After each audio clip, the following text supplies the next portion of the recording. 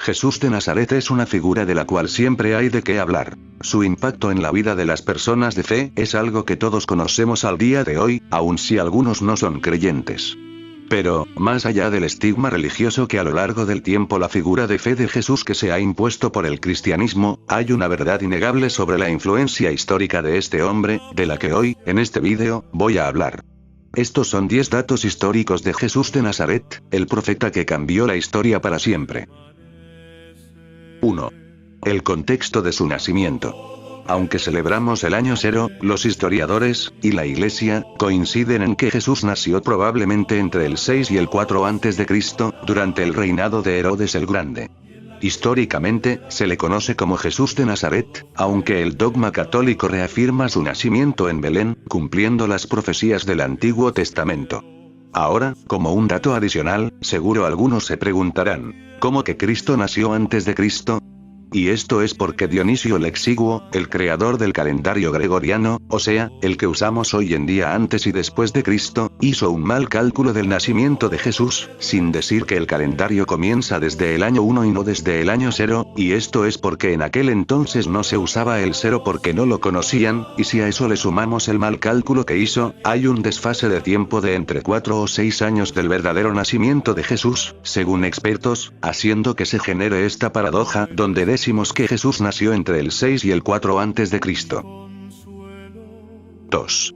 El bautismo. El inicio de todo para el catolicismo, su bautismo en el Jordán por Juan el Bautista marca la manifestación de la Santísima Trinidad. Históricamente, este es uno de los eventos más aceptados por los estudiosos laicos, ya que marcó el inicio de su vida pública como un profeta carismático. Para casi todas las denominaciones, este momento es una teofanía, lo que significa, una manifestación de Dios. Es la primera vez que la Biblia presenta claramente a la Trinidad actuando en conjunto. El Hijo, Jesús siendo bautizado. El Espíritu Santo, descendiendo en forma de paloma. El Padre, la voz que dice desde el cielo, este es mi Hijo amado. Aunque entre el catolicismo y las diferentes ramas del protestantismo este momento se toma de diferentes formas, casi todos concuerdan en lo mismo, la existencia de la Divina Trinidad. 3. Un mensaje revolucionario, el reino de Dios. A diferencia de otros líderes de su época, Jesús no buscaba una rebelión armada contra Roma.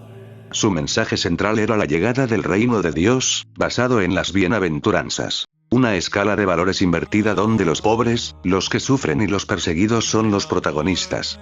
Esto también fue algo que disgustó a los sacerdotes, porque ellos pensaban que, al igual que Saúl o David, el Mesías iba a venir a liberar a su pueblo a nivel militar, y cuando vieron que el mensaje era completamente distinto, se decepcionaron y por eso quisieron sacarlo del camino, otra razón por la que rechazaron a Jesús. 4. La elección de los 12. Jesús no actuó solo. Eligió a 12 hombres, un número simbólico que representa las 12 tribus de Israel, para fundar lo que la Iglesia reconoce como su estructura jerárquica inicial. Históricamente, destaca la elección de Pedro como la piedra angular, quien según la tradición católica se convirtió en el primer papa. 5. El uso de parábolas. Jesús fue un maestro de la comunicación oral. Utilizaba parábolas, historias sencillas con mensajes profundos, como la del hijo pródigo o el buen samaritano. Este método permitía que tanto el campesino analfabeto como el doctor de la ley pudieran entender conceptos teológicos complejos. Esto va justamente para los que dicen que no toman en serio a las enseñanzas de Jesús porque enseñaba en parábolas, y es que esta forma de enseñar del Mesías fue justamente para que todo el mundo pudiera entender lo que quería enseñar. Si Jesús viniera a la actualidad, posiblemente no usaría el mismo método, ya que recordemos que este estaba en un contexto histórico muy diferente al actual. 6. La institución de la Eucaristía. En la última cena, Jueves Santo, Jesús transformó una cena pascual judía en algo nuevo. Para el catolicismo, este es el momento en que instituye el sacramento de la Eucaristía y el sacerdocio, pidiendo a sus discípulos, haced esto en memoria mía. Para los protestantes, esto no escala a más allá de algo simbólico, que ellos representan en la última cena, un ritual que como ya dije, es simbólico para ellos, que hacen en memoria de Jesús y sus enseñanzas. 7. El juicio ante el Sanedrín y Pilato. Históricamente, Jesús fue una figura incómoda. fue juzgado por motivos religiosos, blasfemia, según las autoridades judías, y políticos, sedición, ante los romanos. Poncio Pilato, cuya existencia está probada arqueológicamente por la piedra de Pilato, fue quien finalmente dictó la sentencia de muerte por presión social. Para probar la existencia de Pilato, este es el hallazgo más importante.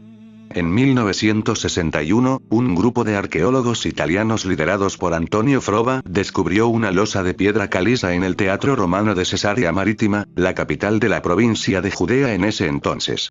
La inscripción en latín menciona a Pontius Pilatus, prefecto de Judea, y una dedicatoria al emperador Tiberio. Fue la primera prueba física contemporánea que confirmó no solo su nombre, sino también su cargo oficial exacto, praefectus. Además de estos descubrimientos, también tenemos evidencia documentada acerca de la existencia de este prefecto.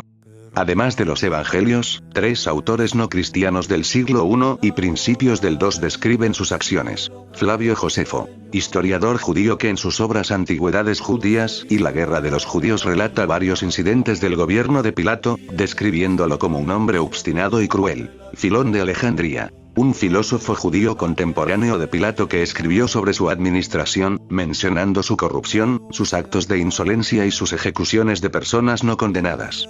Tácito, historiador romano que, al explicar el origen de los cristianos en sus anales, escritos hacia el año 116 después de Cristo, menciona explícitamente: Cristo, de quien procede el nombre, sufrió la pena máxima durante el reinado de Tiberio a manos de uno de nuestros procuradores, Poncio Pilato. 8. La crucifixión. Un hecho histórico documentado más allá de los evangelios. Historiadores romanos y judíos, como Tácito y Flavio Josefo, mencionan la ejecución de Jesús. Era el castigo más cruel de Roma, reservado para esclavos y rebeldes. Para la fe, es el acto supremo de amor y redención que celebramos el Viernes Santo. Aparte de los relatos bíblicos, también hay evidencia sólida de que la crucifixión fue real, y algunos datos que podemos tomar en cuenta son: Tácito, historiador romano, 116 después de Cristo. En sus anales, describe cómo Nerón persiguió a los cristianos y explica el origen del grupo. Cristo, de quien procede el nombre, sufrió la pena máxima durante el reinado de Tiberio a manos de uno de nuestros procuradores, Poncio Pilato. Para aclarar, la pena máxima en el vocabulario romano de esa época era la crucifixión. Esto es algo que ya mencioné en el punto anterior, pero que cualquiera puede confirmar desde su casa por si tiene dudas. Otro motivo de dudas es que durante mucho tiempo se dudó de los detalles de la crucifixión descritos en los evangelios, como el uso de clavos, hasta que la arqueología aportó pruebas de cómo operaban los romanos en Judea. El talón de Johanan. En 1968, se encontró en Jerusalén el hueso del talón de un hombre del siglo I atravesado por un clavo de hierro de 11,5 centímetros. Algo de lo que, por cierto, recientemente el creador de contenido, Dross, habló en uno de sus vídeos. Esto confirmó que la crucifixión con clavos era una práctica real en esa región y tiempo exactos, validando el realismo de los relatos históricos. Flavio Josefo, historiador judío, 93 después de Cristo. En su obra Antigüedades Judías, menciona la ejecución de Jesús por orden de Pilato.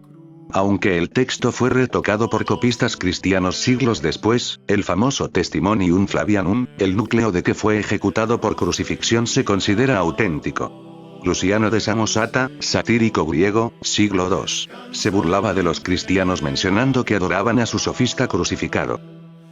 9. El sepulcro vacío y la resurrección. Este es el pilar del catolicismo. Si Cristo no resucitó, vana es nuestra fe. Históricamente, el hecho del sepulcro vacío y la rápida expansión del cristianismo tras la muerte de su líder es un fenómeno que sigue asombrando a los investigadores. No hubo cuerpo que mostrar para detener el movimiento. Uno de los puntos más fuertes para, por lo menos, cuestionar la desaparición del cuerpo de Jesús, es que los historiadores cuestionan la psicología de los discípulos. Casi todos pasaron de estar aterrorizados y escondidos a morir martirizados, torturados, decapitados, crucificados, defendiendo que lo habían visto vivo. Es difícil creer que un grupo de personas muera voluntariamente por una mentira que ellos mismos inventaron y que no les trajo dinero ni poder, sino persecución. 10. Su impacto universal. A pesar de haber vivido en una provincia marginal del Imperio Romano y de no haber dejado nada escrito de su puño y letra, Jesús dividió la historia de la humanidad en dos. Hoy, más de 2.400 millones de personas siguen sus enseñanzas, lo que lo convierte en la figura más influyente de la civilización occidental. ¿Y tú? ¿Crees en la divinidad de Jesucristo? ¿O eres un escéptico que solo lo ve como un hecho histórico? Te leo en los comentarios, y gracias por ver este video. Si crees en Jesús y sus enseñanzas, difunde este video para que más personas conozcan datos verdaderos y no invenciones de la persona más influyente de la historia, y si no crees, también puedes compartirlo, para que sea menos la ignorancia que hay acerca de Jesús de Nazaret. Espero que hayan disfrutado este especial de Semana Santa. Gracias por ver el video. Soy el Cenit Universal, y nos estaremos viendo la próxima. Buenas noches y adiós.